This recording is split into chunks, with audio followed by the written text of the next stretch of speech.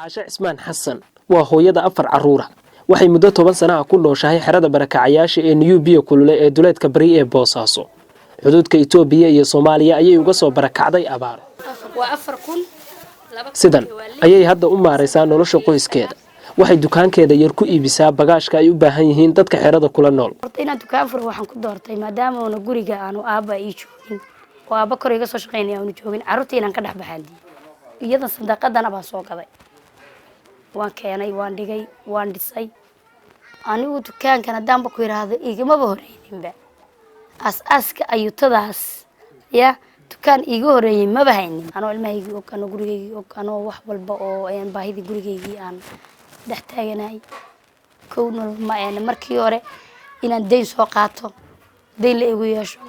48 kooxood oo kamid ah barakacayaasha Boosaaso ayaa hay'adda Save the Children ay u habaysay sidii ay hagbad u samaysan lahaayeen 6 bilood muddo ah kadib 18 kooxood oo kamid ah caashana ay ku jirto ayaa ku guuleystay wax isku darsiga hagbadda waxaana lagu abaalmariyay lacag ay ku samaystaan ilo dhaqaale caasho hadda afarteeda caruur ahba waxay aadaan waxbarashada iyana waxay tilmaamaysaa inay isku filnaansho gaadhay aan dareemay aan ku filan karo oo waxaba yaraatay warwari aanu hadda iga haynin inaan ku filaanin markiisa laakiin warwar badan aan dareemi jiray isku filaansho la'aana hadda laakiin waxaan dareemaa inaan isku filaansho waxaan ku macnaynayaa inaan aqaano haba badan oo nolosheeda ku maareeyo markale hay'adda Save the Children waxay maalgelin toos ah u samaysay 50 qoys Yuusuf Cabdisibeer oo isna ku nool kaamka barakacayaasha ee New Bio kulule ee Boosaaso ayaa kamid ah kuwa dukaamada loo furay Yuusuf hadda beer ayuu qoyskiisa uga sameeyay degmada Jowhar oo uu hore uga soo barakacay waa kan Yuusuf oo isbarbar dhigaya noloshiisii hore iyo midda hadda uu ku naaloonayo beero waa ka tacbuuhaya hadda dhulna waa xogo waa iska leeyahay boos una ka baxa ku leeyahay Jowhar nolosha meesha saas loogu maareeyo haya meesha neelna laga haya waa sandaxadan itakuleen nolosii seef lama toko noor hagbadana gelisay waa aga baxni marna waa kan maalgelintaan siisay inta bo alxamdulillah ishana tustaba waxaan ku hayna maxaan jir nolol maalmeedkay cariiri ku jirib nolol maalmeedkay cariiri ku jira ciyaalka wax barasho ee mahaysan waayo waxaan oo markaaseeto oo ku wax geliyo mahani markii seef garabka qabato lama meel buu wax laga tusi isha ay feedantay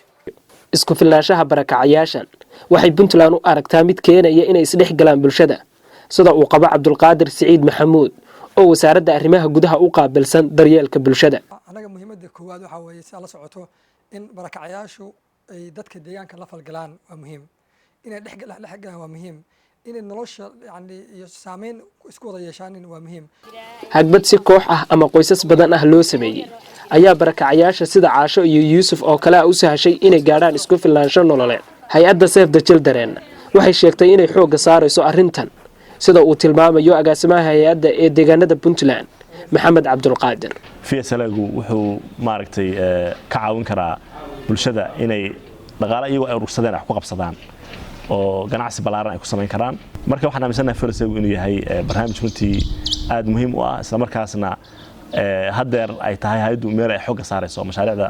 la xiriira livelihoodka ama habnooleedka barnaamij hadda ku soo biiray oo